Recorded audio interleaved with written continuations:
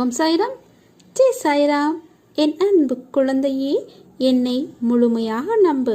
உன் கழுத்துக்கு கத்தி வரும் சூழ்நிலை வந்தாலும் அதை பூமாலையாக நான் மாற்றி கட்டுவேன்.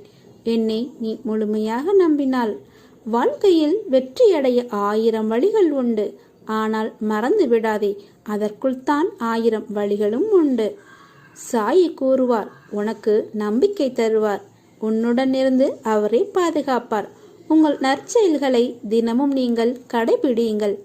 இது நாளை பெரிய வழியில் உங்களுக்கு உதவும். நான் எல்லா நேரங்களிலும் எல்லாவற்றையும் பார்த்து கொண்டிருக்கிறேன். தைரியமாக இரு. உனக்காக யாரும் இல்லை என்ற நிலை வரும்போது கூட உனக்காக நான் காத்திருப்பேன் என்பதை மறந்து விடாதே. நீ என்னிடம் வைக்கின்ற வேண்டுதலை நான் கேட்டேன். நீ நீண்ட காலமாக உன் வாழ்க்கையை சிரித்து வருகின்ற பிரச்சனையிலிருந்து விடுதலை கேட்கிறாய். எதுவும் நிரந்தரமில்லை, கலங்காதே. இன்று உன் வேண்டுதல் யாவையும் நிறைவேற்ற வேண்டுமென நான் வேண்டுகிறேன். அது கண்டிப்பாக நிறைவேறும். அலைகள் தீண்ட காத்திருக்கும் கரைகள் போல, வண்டுகள் தீண்ட காத்திருக்கும் மலர்கள் போல, மேகங்கள் தீண்ட காத்திருக்கும் நிலவு போல, உன் விழிகள் தீண்டும் வரை நான் காத்திருக்கும் என் காதல் உன் மீது சாயப்பா என்றுமே குறையாது. நம்பி பாருங்கள் சாயி தெய்வத்தை, சொல்லி பாருங்கள் தினமும் சாயி நாமத்தை. அதிர்ஷ்ட தேவதை கொடுக்குமே ஐஸ்வர்யத்தை. நம்பி பாருங்கள் பாபாவை வியாழக்கிழமை தோறும் குருவருள் பெற்று வாழ்வில் மேன்மை பெறுவோம். அவருடன் இணைந்து நாமும் செல்வோம். உன் வாழ்வில் என் ஆசீர்வாதத்தால் நடந்த மிக அழகான தருணங்களை உன்னால் எப்படி மறக்க முடியும்? உன் ஆசையை நான் நிறைவேற்றுவேன்.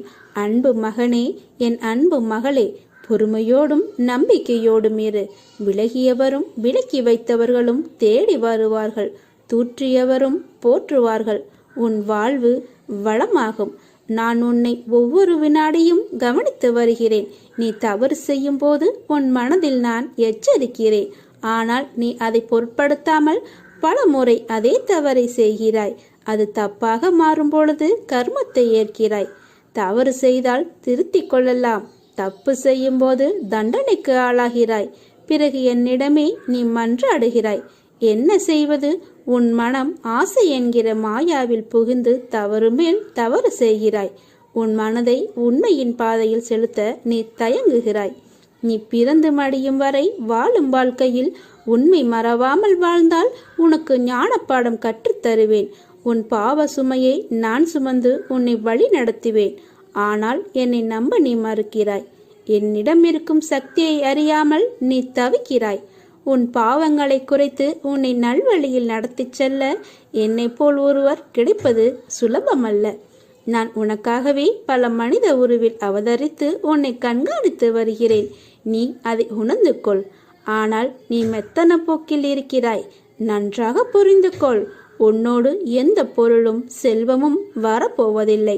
நீ செய்த பாவ புண்ணியங்கள் மட்டுமே உன்னை தொடரும். இன்றே அறிந்து நட. ஒரு உண்மையான பாதையை தேர்ந்தெடுத்து விடு. இறையை தேடி அலையாதே. நான் உனக்கு அதை அறிய வைப்பேன். உன்னுள் உறைந்து இருக்கும் இறைமையை நான் உனக்கு உணர்த்துவேன். பொறுமையுடன் இரு. சத்திய தர்மத்தை மீறி நடக்காதே. நான் என்றும் உன் அருகிலேயே இருக்கிறேன். உன்னை இதயத்தில் சுமந்து நான் பாதுகாப்பேன். உனக்கு பலமுறை விளக்கங்கள் கொடுக்கப்பட்ட போதிலும் புரிந்து கொள்ளாமல் ஒதுக்கப்படுவது புத்தகங்கள் மட்டுமல்ல, மனிதனின் உணவு கூறும்தான். ஒவ்வொரு பிரச்சனையும் அதில் ஒரு தீர்வை கொண்டு வருகிறது. நீங்கள் உங்கள் மனதை தெளிவுபடுத்தி தெளிவாக பார்க்க வேண்டும். அப்போதுதான் உனக்கு நல்ல வழியை உன் கண்களுக்கு நான் காண்பிப்பேன். நீ குழப்பமாக இருந்தால் என் ஆலயத்திற்கு வா. ஒரு முறை வந்து பிறகு செல். உனக்கான தெளிவான புத்தியையும் தெளிவான மனதையும் நல்ல வழியை தேர்ந்தெடுக்கும் வழியையும் நான் கூறுகிறேன். என்மேல் நம்பிக்கை வைத்து ஒரு முறை வந்து பார். மற்றவற்றை நான் சொல்கிறேன் உனக்கு. என் வீட்டில் நீ காலடி வைத்தால் நான் உன் வீட்டில் காலடி வைப்பேன். நீ கேட்காமலேயே உனக்கு அள்ளி அள்ளி தருவேன். என் மீது நம்பிக்கை கொண்டு என் வீட்டிற்கு வா. உன்னை வரவேற்க நான் தயாராக இருக்கிறேன். அதுபோல நானும் உன் வீட்டிற்கு வருவேன். எப்படி வருவேன், எந்த ரூபத்தில் வருவேன் என்று சொல்ல முடியாது. என்னை வரவேற்க நீ தயாராக இரு. நான் காத்திருக்க கற்றுக்கொள். எல்லாவற்றிற்கும் உரிய நேரம் இருக்கிறது. அவசரப்படுவதால் நிம்மதி தொலையுமே தவிர நமக்கு எதுவும் கிடைக்கப் போவதில்லை. உன்னை தேடி வந்து நான் அமர்ந்து கொண்டிருக்கிறேன். என்னை நிராகரித்து விடாதே. நான் உன்னுடன் இருக்கிறேன். எப்போதும் உன்னை நான் கைவிட நினைக்கவே மாட்டேன். மனதில் ஏற்பட்ட குழப்பம், சலனம், இதனால் பலமுறை பாதை மாறி போக இருந்த உன்னை எனது பிடியில் வைத்து கொண்டிருக்கிறேன். எத்தனை பிரச்சனைகள், எத்தனை சண்டைகள், எத்தனை துயரங்கள் கடினமாக அனுபவித்தாய். ஒரு முடிவே இல்லாமல். இதுவரை நீ கடந்து வந்த பாதையை மறந்துவிடு. உனது எண்ணங்களை, தலையெழுத்தை மாற்றியமைத்து பல வருடங்கள் ஆகிறது. இதுவரை செய்த பாவங்களையும் மன்னித்து உனக்கு புது வழியை காட்டப் போகிறேன். நோயற்ற வாழ்வு வழங்கப் போகிறேன். விரைவில் நல்ல செய்தி உனது செவிகளில் வந்து சேரும். முழு கவனத்தையும் என் மீது திருப்பு. இப்போது செய்யும் பணியிலிருந்து நீ விடுபட நினைக்காதே. உன்னை நீ நினைத்து பார்க்க முடியாத அளவிற்கு உயர்த்தப் போகிறேன். நம்பிக்கையோடு காத்திரு. பொறுமையாக இரு. நான் இருக்கிறேன் நிழலாக, என்றும் உனக்காக. நீ செல்லும் இடமெல்லாம் உன் கூடவே வருவேன். நமக்கு எது சிறந்ததென்று பாபாவிற்கு தெரியும். எனவே சந்தேகமோ கேள்வியோ இல்லாமல் நாம் அவரை நம்ப வேண்டும். பாபாவை சந்தித்ததும் அவரது குரு செய்த முதல் செயல் மிகுந்த சவாலான சோதனையான நிலையில் அவரை வைத்ததுதான்.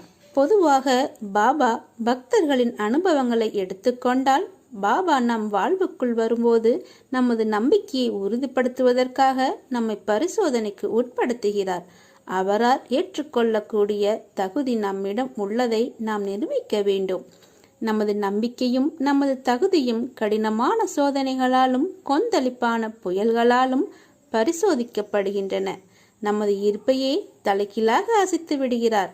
பரிசோதனைகளை தாங்க இயலாதவர்கள் பாபாவை விட்டு விலகி வீசும் காற்றை தாக்கு பிடிக்க இயலாத பலவீனமான இலைகளைப் போல் வாடிப்போய் வீழ்ந்து விடுகிறார்கள். ஆனால் தீவிர நம்பிக்கையுடன், கேள்வி கேட்காத சரணாகதியுடன் பற்றி கொள்பவர்கள் துன்பமான காலங்களை கூட புன்னகையுடனும் பாபாவிடம் தளராத நம்பிக்கையுடனும் எதிர்கொள்வார்கள். அவரது அன்பையும் ஆதரவையும் நிரந்தரமாக பெறுவார்கள். பாபாவை இறுக பற்றி கொள்ளுங்கள். ஒரு முறை பற்றிவிட்டால் அவர் மீது நாம் சந்தேகப்படக்கூடாது. அவர் நம்பிக்கையும் வைக்கக்கூடாது. பொறுமை இழக்கக்கூடாது. அவரிடம் நாம் பொறுமையாகவும் நம்பிக்கையோடும் இருக்க வேண்டும். அவர் நம்மை கடினமான காலங்களை கூட நல்ல எதிர்காலமாக நமக்கு மாற்றுவார். நல்ல வழிகளை நமக்கு சொல்லித் தருவார். நல்லவர்களை மிகவும் நல்லவர்களாக மாற்றுவதற்கு வேதனைகளையும் சோதனைகளையும் சாய் தொடர்ந்து வழங்குகிறார். சோதனை அதிகமாக இருந்தால் சுகம் பெரிய அளவில் வரப்போகிறது என்று அர்த்தம். நீ கவலை கொள்ளாதே. உன் வாழ்க்கை நிச்சயம் அழகான எதிர்காலத்துடன் போர்க்காலமாகத்தான் இருக்கப் போகிறது. நீ நினைத்தது போன்ற வாழ்க்கை உனக்கு கிடைக்கும். சில சமயங்களில் என் பக்தர்களை தீவிரமாக சோதனைக்கு உட்படுத்தி பின்னர் அவர்களுக்கு உபதேசம் அளிக்கிறேன். அதன் பிறகே உதவி செய்வேன் என்பதை மறந்து விடாதே. உனது நீண்ட நாளைய போராட்டத்திற்கு நிறைவு காலம் வந்துவிட்டது. உன் தியாகத்திற்கான பலனை இனி தாராளமாக அனுபவிக்கப் போகிறாய். கண்ணீரோடு காத்திருந்த நீ இனி மன நிறைவை பெறப்போகிறாய். உனது பொறுமையும் நம்பிக்கையும் எனது திருமுன்னர் மதிக்கப்படுகிறது. நான் நல்ல பலனோடு வருகிறேன். அதுவரை பத்திரமாக உன் மனதை பாதுகாத்து பக்குவப்படுத்திக்கொள். இதுவரை இருந்த பொறுமையும் நம்பிக்கையும் உன்னுடன் பத்திரமாக இருக்கட்டும். மாறாக இதோ அவர் சொன்னார், இவர் சொன்னார் என்ற நம்பிக்கையில் யாரை தேடியும் நீ ஓடாதே. ஒருவரிடம் ஓடி அதன் பிரச்சனை தீர்ந்தது என்று நீ நினைக்க வேண்டாம். அந்த நேரத்தில் அந்த விளைவுக்கான முடிவு வந்தது என்பதை தெரிந்து கொள். அங்கு ஓடி இறக்காவிட்டாலும் அந்த பிரச்சனை தீர்ந்துதான் இருக்கும். காரணம் நான் உன் கூடவே நான் தான் இருக்கிறேனே. மனிதர்கள் சோதனையின்றி வாழ இது ஒன்றும் சொர்க்கமல்ல. கொஞ்சம் பொறுமையாயிரு. முடிவில்லா மகிழ்ச்சி மறுமையில் காத்திருக்கிறது. நீ நிச்சயம் முன்னேறுவாய். உன் மனதில் எதிர்காலத்தை பற்றிய பயம் இருந்தால் அதை தூக்கி எறிந்துவிடு. உன் சாயப்பா நான் இருக்கிறேன். நினைத்தது நடக்கவில்லையா? நான் தான் காரணம். உனக்கு எது நல்லதோ அதை மட்டும்தான் நான் நடத்துவேன். நீ கோபத்தில் புலம்பினாலும் அதற்கெல்லாம் நான் கவலைப்பட மாட்டேன். யாரிடமும் கெஞ்சாதே, யாரையும் நீ நம்பாதே, யாரிடமும் எதையும் எதிர்பார்க்காதே. உன் வாழ்க்கையே இனிமையாக ஆகும். நான் உனக்கு சில விஷயங்களை, நீ வேண்டியதை நான் உனக்கு தர தாமதமானது. நான் தாமதப்படுத்துகிற விஷயத்திற்காக காரணத்தை எல்லாம் நீ ஆராயதே. அது உனக்கு தேவையும் இல்லை. ஒழுக்கமாக, அடக்கமாக, பண்புடன் நடந்து எனது கட்டளைகளுக்கு கீழ்ப்படிவதை கடமையாகவும் தர்மமாகவும் நினைத்து உறுதியுடன் செயல்படு. நான் என் தாசன் மூலம் சொல்லும் ஒவ்வொரு வார்த்தைக்கும் ஒரு பொருள் இருக்கும். பொருளில்லாத வார்த்தைகளை நான் பேசுவதில்லை. அனுபவங்கள் பக்குவப்படுத்த வேண்டும். அதை சரியாக நான் செய்கிறேன். அப்படி இல்லாவிட்டால் எனக்கு இத்தனை பக்தர்கள் நாள்தோறும் உருவாக்கி கொண்டிருக்க மாட்டார்கள். உருவாகவும் முடியாது. என்மேல் நம்பிக்கை இருப்பதால் மட்டுமே அவர்கள் இத்தனை பக்தர்களையும் நான் சேர்த்துள்ளேன். அதில் நீயும் ஒன்று. ஏன் தாமதப்படுத்துகிறாய், எதற்காக தாமதப்படுத்துகிறாய் சாய்பாபா என்று நீ கேட்க வேண்டாம். எனக்கு தெரியும் உனக்கு எப்போது, எப்படி, எங்கே கொடுக்க வேண்டும் என்று. இதை கொடுத்தால் உனக்கு நல்லதா கெட்டதா என்று பார்த்துதான் நான் கொடுப்பேன். நீ அவசரப்படுவதால் உன் நிம்மதி மட்டும்தான் தொலையும். தேவையில்லாமல் உன் நிம்மதியை நீயே கெடுத்து கொள்ளாதே. எனக்கு தெரியும், நான் தருகிறேன். அதுவரை நீ சற்று பொறுமையாக என் மீது நம்பிக்கை வைத்து காத்திரு. என்னை விரும்பி என்னையே நம்பியிருக்கும் பக்தர்களின் மீது எப்போதும் என் கவனமும் கண்காணிப்பும் இருந்து கொண்டே இருக்கும். பாபா, எல்லாமே நீங்கள்தான். எனது வாழ்வில் நடப்பவை அனைத்தும் உங்களின் எண்ணத்தின்படியே எனக்கு நடக்க வேண்டும் என்று தன்னை பாபாவிடம் ஒப்படைத்த பிறகு உன்னையும் உன் குடும்பத்தையும் என்னிடம் ஒப்படைத்து விட்டாய் அல்லவா? பிறகு எதற்காக நீ கவலைப்படுகிறாய்? உனக்கும் உன் வாழ்க்கைக்கும் தேவையான அனைத்து செல்வங்களையும் கொடுக்க நான் ஆயத்த ஏற்பாடுகளை செய்து கொண்டிருக்கிறேன். சரியான நேரத்தில் நான் உங்களுக்கு வழங்குவேன். அதுவரையில் என் மேல் நம்பிக்கையுடன் பொறுமையாக இரு. இறைவனை முழுமையாக நம்புகிறவர்களை அவர் ஒருபோதும் கைவிடுவதில்லை. கஷ்டம் கொடுத்தாலும் கூடவே உதவிக்கு யார் ரூபத்திலும் தானே வந்து விடுகிறார். யார் உங்களுக்கு உதவுகிறாரோ அவரே நான், உன் சாய் தேவா. செயல் புரியும் கடமை மாத்திரமே என்னுடையது. பலனை அளிப்பவர் எல்லாம் வல்ல இறைவன் என்னும் திடமான நம்பிக்கை எவரிடம் உள்ளதோ அவருடைய செயல்கள் அனைத்தும் நிச்சயம் வெற்றியடையும். கண் இமை காப்பது போல உன்னையும் உன் குடும்பத்தையும் நான் காத்து வருகிறேன். என்னை சரணாகதி அடைந்தவர்களுடைய கோரிக்கைகள் நிச்சயம் நிறைவேறும். நிறைவேறாமல் போவது என்ற பேச்சே என் சங்கல்பத்தில் இல்லை. என்னை சரணாகதி அடைந்தவர்கள் துன்பத்தில் விழும் தருவாயில் எனது 4 கரங்களையும் கொடுத்து அவனை மேலே எழச் செய்வேன். என்றும் அவனை நான் கண் இமை காப்பது போல காத்து வருகிறேன். உனக்கு நல்ல மாற்றங்கள் ஏற்பட போகிறது. அதற்கு உன்னை தயார்படுத்திக்கொள். எப்போது என் மீது முழுவதுமாக பாரங்களை சுமத்தி உண்மையான பக்தியை செலுத்தி விட்டாயோ அப்போதே உன் மீது பக்தி செலுத்த நான் ஆரம்பித்து விட்டேன். அந்த நாட்களை நினைத்துப்பார். மிக தீவிரமாக அன்புடன் என்னுள் ஐக்கியமாகி இருக்கிறாய். இடையில் ஏற்பட்ட சில குழப்பங்களால் உனது எண்ணங்கள் எனது விருப்பத்திற்கு மாறாக மாறியது. இதனால் கட்டுப்பாட்டை இழந்து ஓடிய வண்டியைப் போல நடந்து கொண்டாய். என்னுடைய பிடியில் இருந்து எவரும் விலக முடியாது. உன்னை பலமுறை விபத்துகளிலிருந்து சரியான நேரத்தில் அதிலிருந்து நான் காத்திருக்கிறேன். உன்னை தேடி வந்து அமர்ந்து கொண்டிருக்கிறேன். என்னை நிராகரித்து விடாதே. நான் உன்னுடன் இருக்கிறேன். எப்போதும் உன்னை கைவிட நான் நினைக்க மாட்டேன். மனதில் ஏற்பட்ட குழப்பம், சலனம், இதனால் பலமுறை பாதை மாறிப்போக இருந்த உன்னை எனது பிடியில் வைத்து கொண்டிருக்கிறேன். எத்தனை பிரச்சனைகள், எத்தனை சண்டைகள், எத்தனை துயரங்கள் கடினமாக நீ அனுபவித்தாய்.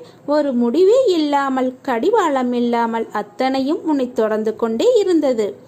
உன்னை வழிநடத்தி நான் அழைத்துச் செல்வேன். அப்படியே உனது பிள்ளைகளை நான் வழிநடத்துவேன். எத்தனை ஜென்மங்கள் எடுத்தாலும் அப்போதும் உன்னை நான் வழிநடத்துவேன். இதுவரை நீ கடந்து வந்த பாதையை மறந்துவிடு. உனது எண்ணங்கள் தலையெழுத்தை மாற்றி அமைத்து பல வருடங்கள் ஆகிறது. விரைவில் நல்ல செய்தி உன் செவிகளில் வந்தடையும். அது உன் வாழ்க்கைக்கான நல்லதொரு பாபா என்னுடன் இருக்கிறார். சாயி எனக்கு நிச்சயம் உதவுவார். நான் பாபாவை மட்டுமே நம்பி இருக்கிறேன் என்று அடிக்கடி ஞாபகப்படுத்திக் கொள்வது மிகவும் நல்லது. மேலும் பாபாவின் மீதான நம்பிக்கையை அதிகரிக்கவும் செய்யும். துவாரகமாயின் படிகளில் ஏறிச் சென்றவுடன் துன்பப்படுபவர்களும் மகிழ்ச்சி அடைவார்கள். பாபா தங்கியிருந்த மசூதிக்கு துவாரகமாயி என்று பெயர். மயி என்ற சொல்லுக்கு அம்மா என்று பொருள். அதனால் தாய் அன்பும் கருணையும் நல்ல உபசரிப்பும் ஆசிகளும் அங்கு மக்களுக்கு கிடைக்கின்றன. ஒரு தாய்க்கு எல்லா குழந்தைகளும் ஒரே மாதிரியானவர்கள். எனவே துவாரகமாயின் தெய்வீக அன்னையான சாய்க்கு பிரபஞ்சத்தின் அனைத்து உயிரினங்களும் சமமே. சாயி அன்னையின் அன்பின் மடியில் அனைவரும் சமமாக நடத்தப்படுகிறார்கள். துவாரகமாய்க்குள் அடியெடுத்து வைக்கும் தருணத்தில் மக்கள் செல்வமும் மகிழ்ச்சியும் அடைவார்கள் என்ற பாபாவின் உறுதிமொழியில் நிறைய அர்த்தம் உள்ளது. பாவங்களும் துரதிர்ஷ்டமானவர்களின் பாவங்களும் அதில் எரிந்துவிடும் என்ற நோக்கத்துடன் என்றென்றும் எரியும் புனித நெருப்பான துணியை ஏற்றி வைத்தார். மசூதியின் முன் துளசி செடியை நட்டார். இந்துக்களுக்கும் துளசியும் நெருப்பும் மிகவும் புனிதமானவை.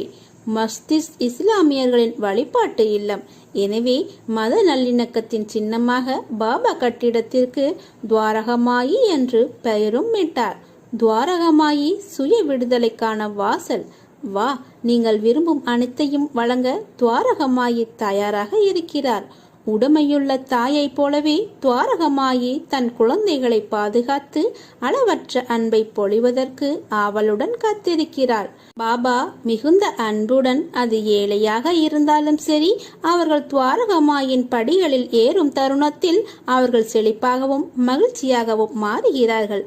இது எந்தவித மாற்று கருத்தும் இல்லை. பாபாவே நமக்கு எல்லாவித ஆசையையும் அவரே நமக்கு முழுமையாக கொடுக்கிறார். பல ஜென்மங்களில் செய்த புண்ணியத்தால் தான் இப்பிறவியில் நாம் மனிதனாக பிறந்தோம். இப்பிறவியில் பல புண்ணியங்கள் செய்ய பாபாவின் திருவடியில் நாமே சரணடைவோம். உன்னை தூக்கி விடுபவர்கள் உன் தகுதியை அறிந்தவர்கள். உன்னையும் வளர விடாமல் தடுப்பவர்கள் உன் பலத்தை அறிய விரும்புவார்கள். ஆகையால் அந்த இருவருக்குமே நீ நன்றி சொல்லிக்கொண்டு பயணிங்கள். நலம் பெறும், உங்களுக்கு வளமும் பெறும். எடுத்த முயற்சிகளில் நமக்கு எதிரி வரலாம், தடைகளும் வரலாம், எல்லாம் வரும். விடாமுயற்சியுடன் தாண்டி நதி போல ஓடிக்கொண்டே இருங்கள். வெற்றி ஓரிடத்தில் காத்திருக்கும் கடலாக. சாயை முழு மனதுடன் நேசிப்பவர்க்கு சாயி எந்த நேரத்திலும் எந்த இடத்திலும் அவர்களது தேவையை பூர்த்தி செய்கிறார். எந்த உருவிலும் அருகிலேயே இருந்து உதவி செய்து பாதுகாக்கிறார். சாயின் மேல் நம்பிக்கை வையுங்கள். உங்கள் சங்கடங்கள் யாவையும் தீர்ந்து வாழ்வு வளம் பெறும். பாபா தங்களை காத்தருள வேண்டும் என வேண்டிக் கொள்ளுங்கள். நீ ஜெயிக்க போகிறாய், அது தெரியாமல் நீ கவலைப்பட்டு கொண்டிருக்கிறாய். நீ நம்பிக்கையோடு இரு. அப்பா, நான் இருக்கிறேன். ஒவ்வொரு மனிதருக்கும் தனித்தோர் ஆற்றல் உண்டு. அதை வாழ்க்கையின் சரியான முன்னேற்ற பாதையில் பயன்படுத்தி பயணித்தால் அது நல்ல விளைவை தருகின்ற நிலைக்கு அம்மனிதனை கொண்டு போய் சேர்க்கும் என்பது நிதர்சன உண்மை. முடியாது என்பதை முடியும் என்று சிலர் நிகழ்த்தி காட்ட காரணம், அந்த செயல் நிச்சயமாக நிகழும் என்பதை அவர்கள் மனதளவில் முழுமையாக நம்பி அனுபவித்து பார்ப்பதால்தான்.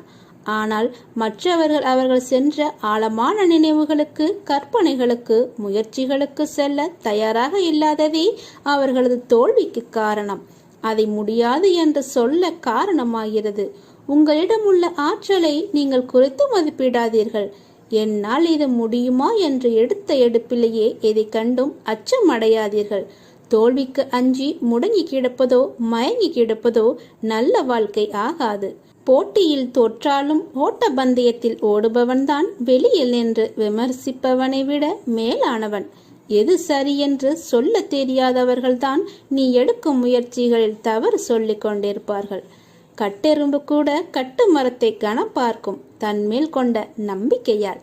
காற்று கூட கரைகளை உடைத்தெறியும் தன்மேல் கொண்ட நம்பிக்கையால். உன்மேல் நம்பிக்கை கொண்டு முன்னே வா. கண்ணிமிக்கும் நேரத்தில் வெற்றி நிச்சயம். தன் குற்றம் மறப்பதும் பிறர் குற்றம் காண்பதுமே முட்டாள்தனத்தின் விசேஷ குணம். என்னை நம்பு, முழுமையாக நம்பு, நல்லதே நடக்கும். ஓம் சாய்ராம்.